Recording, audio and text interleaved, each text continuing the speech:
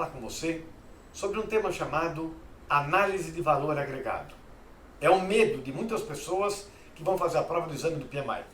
E por esse motivo é que eu dou muito enfoque neste tema no meu curso preparatório para o exame PMP. Mas é claro, isso aí não é somente utilizado e visto pelas pessoas que vão fazer a prova, claro que não. Isso aí é um tema que é muito usado em muitas empresas para controlar o andamento do projeto. Análise de valor agregado. O que é isso, fundamentalmente? É você comparar três variáveis. O que havia sido planejado, o que foi feito e quanto gastou. E baseado na análise desses três tópicos, a gente consegue determinar como é que está o projeto em termos de prazo e em termos de orçamento. Vamos ver um exemplo primeiro, depois eu vou fazer um outro na lousa também, tá bom? Pensa assim, você tem um projeto que foi estimado em R$1 milhão como orçamento total. E esse projeto foi programado para ser feito em 10 meses, onde foi planejado gastar 100 mil por mês. 100, 100, 100, ok? Imagine que nós estamos ao final do terceiro mês. Então, eu pergunto, quanto nós deveríamos ter gasto, ou qual foi o valor planejado de se gastar até o final do terceiro mês? 300 mil. E aí eu pergunto lá para o cara que está controlando o projeto, quanto é que nós gastamos até o momento? E ele me responde assim, gastamos 100 mil. E eu pergunto, como é que nós estamos no projeto? Resposta? Muitos vão ficar em dúvida, vão falar, puxa, eu estou economizando 200 mil. Errado. A resposta correta é, não dá para saber. Mas como assim? Não dá para saber? Pensa comigo. Planejei gastar 300 mil até o final do terceiro mês. Gastei 100 mil, ok? E quanto que eu concluí? Quanto eu fiz? Se eu não tivesse essa variável, este valor, que nós chamamos justamente valor agregado, eu não consigo determinar absolutamente nada. Nesse exemplo, vamos supor que eu só tenha feito a reunião de kickoff e gastei 200 mil reais. Foi uma bela reunião de kickoff, com champanhe, só que ela tinha sido estimado gastar 1.000 apenas. Como é que eu estou no projeto? Lascadíssimo. É melhor eu cair fora, porque vão querer me matar. Ou seja, eu não fiz praticamente nada e já gastei 200 mil numa atividade que tinha planejado para ser feita com 1.000. Agora, outra situação. Vamos supor que eu gastei 100 mil e fiz tudo aquilo que havia sido planejado. Puxa, eu planejei 300, gastei 100 mil e concluí todas as atividades com esses 100 mil. Olha que maravilha. Aí sim eu poderia dizer, estou gastando 200 mil reais. Estou economizando 200 mil reais.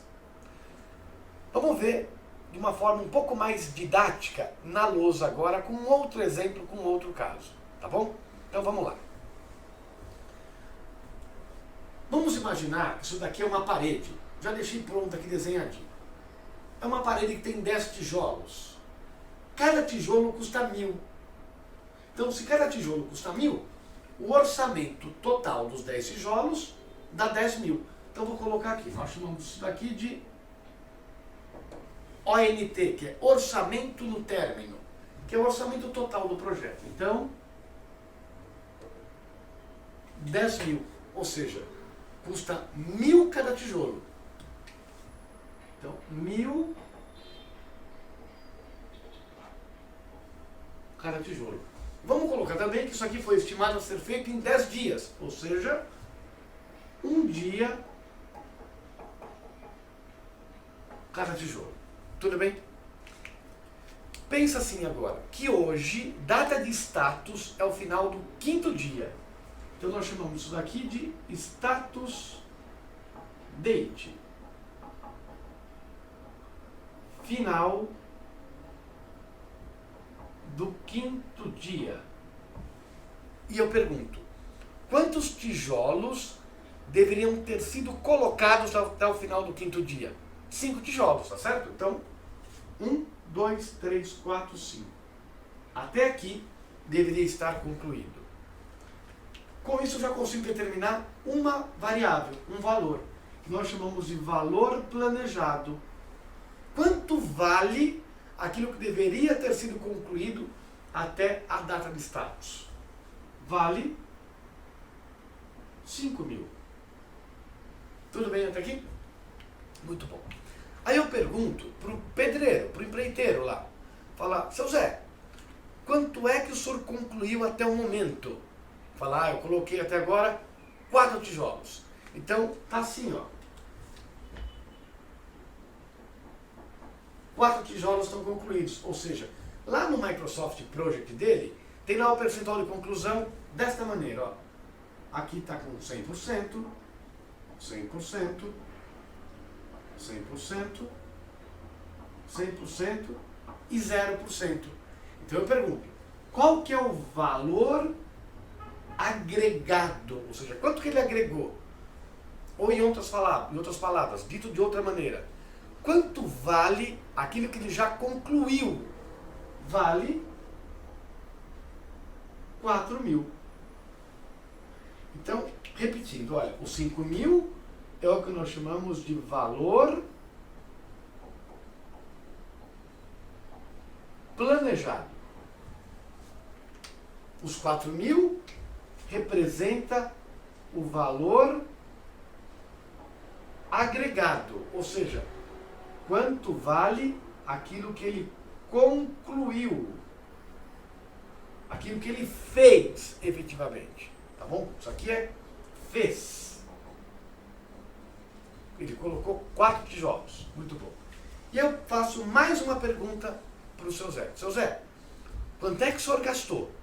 Ele me dá uma boa notícia, pelo menos uma, graças a Deus. Ele fala assim, olha, eu gastei 3.500. Ótimo. Então aqui, ó, 3.500. A sigla CR nós chamamos de custo real. Então aqui é quanto gastou. Muito bom. Agora nós vamos ver como é que nós estamos nesse projeto, em termos de prazo e em termos de custo. Primeiramente, nós vamos falar de prazo. Vamos ver como é que nós estamos em termos de prazo. Nós temos 2 números, 2 valores, 2 indicadores que nos mostram a situação. O primeiro nós chamamos de variação de prazo, que é o quê? Eu preciso analisar o seguinte: quanto foi feito em relação a quanto tinha que ter sido feito. Ou seja, quanto eu agreguei menos o valor planejado aonde eu deveria estar. Então, essa aqui é uma primeira fórmula que a gente utiliza. Variação de prazo. Então, como é que ficaria esse valor aqui? Ó? Fica assim: 4.000 menos 5.000 igual a menos 1.000. O que significa esse menos 1.000? Essa variação de menos 1.000. É estranho falar aqui, eu estou atrasado menos 1.000 dinheiros. É estranho. Mas eu posso falar assim, eu estou atrasado um volume de tarefas que vale 1.000. Aí fica mais palatável. Ok? Então, atenção com o sinal, porque o sinal é importante. Já dá para saber que eu estou atrasado. Bom, um outro indicador, que é o que nós chamamos de índice de desempenho de prazo. Aí é uma relação entre os 2 fatores, valor agregado e valor planejado, ou seja, quantos por cento eu fiz? Quantos por cento eu concluí em relação àquilo que eu estava planejado de fazer? Então ficaria assim, ó, 4.000 dividido por 5.000, que dá, opa, ficou feio aqui o meu 5.000. Vamos mudar. 5.000, que daria 0,8. Ou seja, eu concluí 80% daquilo que eu tinha que ter concluído. Então percebe, eu sei que pode ser estranho para você. Ué, eu estou analisando prazo usando dinheiro. Esse é o único ponto que enrosca para as pessoas. Deixa descer isso daí que fica tudo tranquilo. Entenda que os 4.000 é quanto vale aquilo que eu concluí. Aí fica mais palatável, ok? Bom, então agora vamos interpretar esses números aqui. Ó. Então nós temos menos 1.000 e 0,8. Pelos dois valores, dá para descobrir que a gente está atrasado. Então como é que é? Toda vez que o valor da variação de prazo for negativo, eu estou atrasado. Então, olha, menor que 0, atrasado. Se for menor que 0, certamente o meu IDP vai ser menor que 1.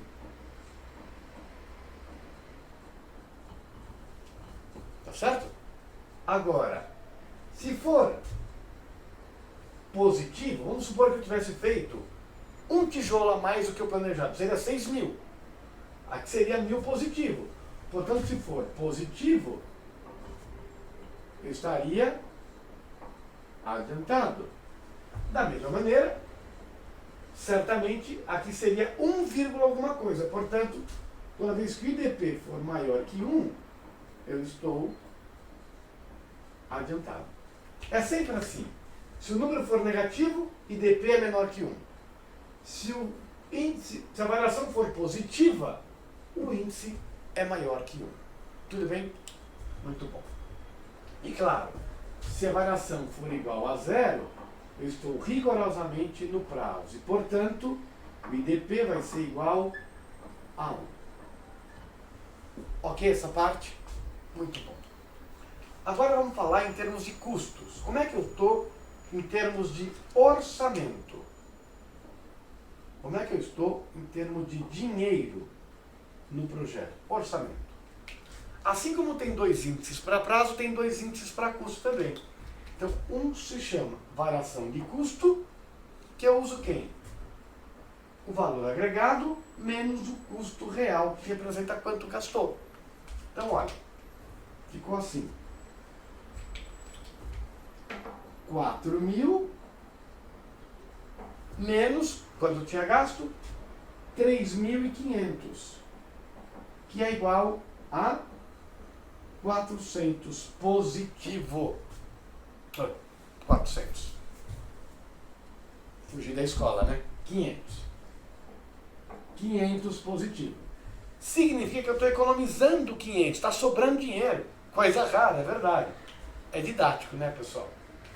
E assim como tem o IDP, que é índice de desempenho de prazo, tem também o IDC, que é índice de desempenho de custo, que é uma relação entre valor agregado e quanto gastou. Aqui. Outra formulinha. Então aqui seria 4.000 dividido por 3.500, que daria 1,14. 1,14. Então veja, da mesma maneira que aqui, quando sai uma variação negativa, o IDP é menor que 1, significa atraso. Aqui também a mesma coisa. Aqui, variação positiva, IDC maior que 1, significa que está economizando. Então, nesse caso aqui, é positivo, portanto, nós estamos economizando. E IDC maior que 1, economia. E aí, na mesma linha que prazo, se fosse menor que 0, eu estaria com estouro de orçamento e, consequentemente, IDC seria menor que 1, estouro de orçamento, e se fosse igual a 0, eu estaria exatamente gastando o dinheiro combinado.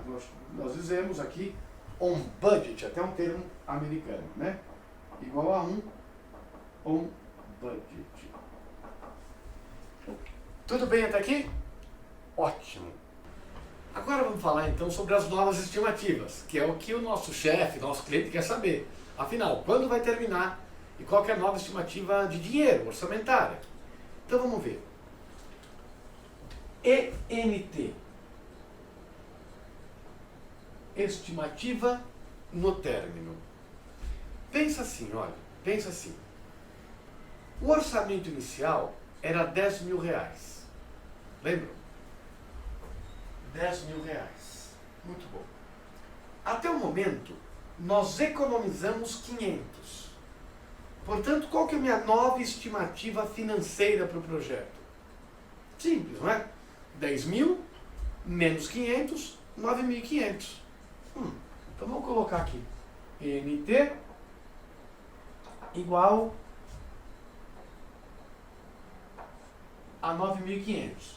Qual foi a fórmula que eu usei? Eu peguei o orçamento total, 10 mil, menos a variação de custo, que foi 500. Então está aqui. Ou seja, 10 mil menos 500, 9.500. Muito bom. Só que tem uma coisa. Aqui, eu economizei 500 na colocação desses 4 tijolos. E se tiver algum fator, por exemplo, eu sou amigo do cara que vende os tijolos. E nessa amizade ele me fez um desconto. E se ele continuar me fazendo desconto para os demais tijolos? Acompanha comigo. Economizou 500 aqui. Nos próximos 4, eu vou economizar mais 500. E nos últimos 2, a metade, 250. Portanto, tem uma projeção de economia de 1.250. Então eu posso dizer o seguinte, que tem 2 fórmulas de estimativa no término. Essa primeira e uma outra, que eu não sei ainda qual que é a fórmula, eu só sei que é 10 mil menos 1.250, que dá 8.750. Qual é a fórmula então? Orçamento no término em relação a quê? A performance de custo que eu estou tendo. Ou seja, índice de desempenho de custo. Que nada mais é que 10 mil dividido por 1,14, que dá os 8.750. Agora pensa assim, você tem que preparar o status report para o teu cliente ou para o teu chefe. E aí você fica na dúvida, qual valor eu coloco? 9.500 ou 8.750? Eu sei que você pensou, vou botar 9.500 que é maior. Se sobrar dinheiro, estou bem na foto. Não, não é bem isso não. A resposta é, depende. Todo consultor fala depende, né? Mas tem um motivo. Qual que é a diferença da primeira estimativa para a estimativa número 2? É que a primeira, você tem que pensar assim.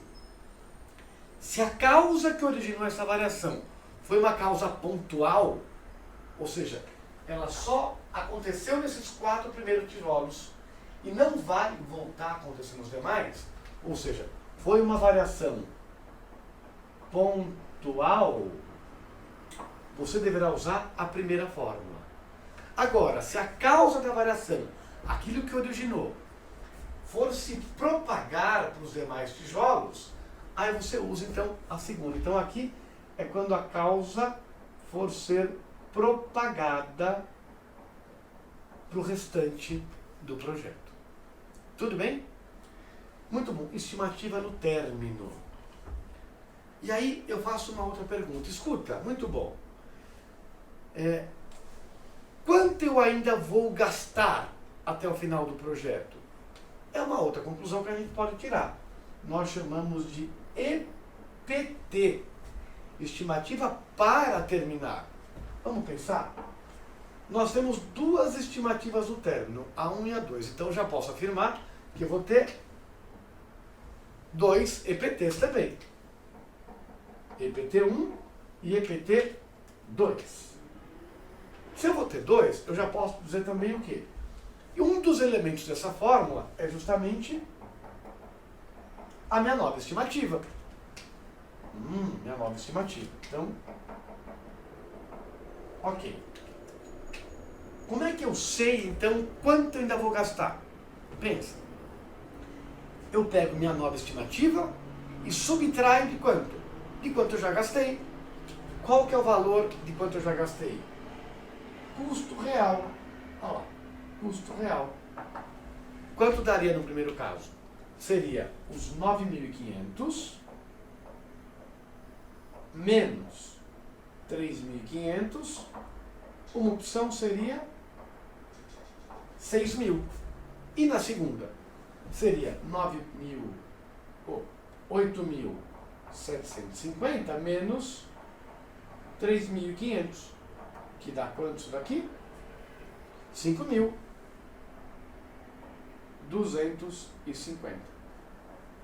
Tá aí. Então nós temos a estimativa no término e estimativa para o término, que são coisas, então, diferentes. Muito bem, você pode perguntar assim ainda. E não tem a mesma equivalência para eu poder prever minha nova estimativa de término, do prazo? Não existe uma fórmula que caia, por exemplo, no exame, mas você pode calcular. Se eu usar a mesma razão que eu calculei o NT2, imagina, vou chamar aqui nova estimativa de prazo. Se eu pegar os 10 dias estimados originalmente e dividir pelo meu índice de desempenho de prazo, que é 0,8, eu chego a que número? 12 dias e meio. Que fórmula que eu usei aqui? O prazo total dividido pelo IDP. Esta fórmula não cai no exame nesse sentido, mas é bom você saber. Muito bom. Eu sei que você pode me perguntar o seguinte, mas escuta, para eu calcular isso tudo, eu sempre vou ter que saber o valor de cada atividade do meu projeto, é verdade? É verdade, sim. Mas tem uma outra maneira também. Este valor não precisa ser necessariamente dinheiro. É o mais comum, claro. Mas você pode também fazer uma extrapolação e usar os mesmos conceitos como se fosse quantidade de horas alocadas de trabalho em cada uma das atividades. Horas planejadas, horas seria o valor planejado, horas consumidas, que seria o custo real, horas utilizadas, e percentual de conclusão. O percentual de conclusão em cima das horas planejadas, você chega no valor agregado. E aí faz toda a extrapolação para você usar baseado em horas, que é muito comum em muitas empresas. Bom, eu espero que você tenha gostado, espero que seja útil para você, tanto para o seu exame preparatório do PMP, para que você passe na prova, tá certo? Como eu falei para vocês, esse é um tema que a gente aborda muito no nosso curso preparatório, e também para que você utilize na sua empresa para fazer o controle melhor dos seus projetos. É isso por hoje. Olha, não se esqueça, assine o meu canal, tá bom? E até a próxima.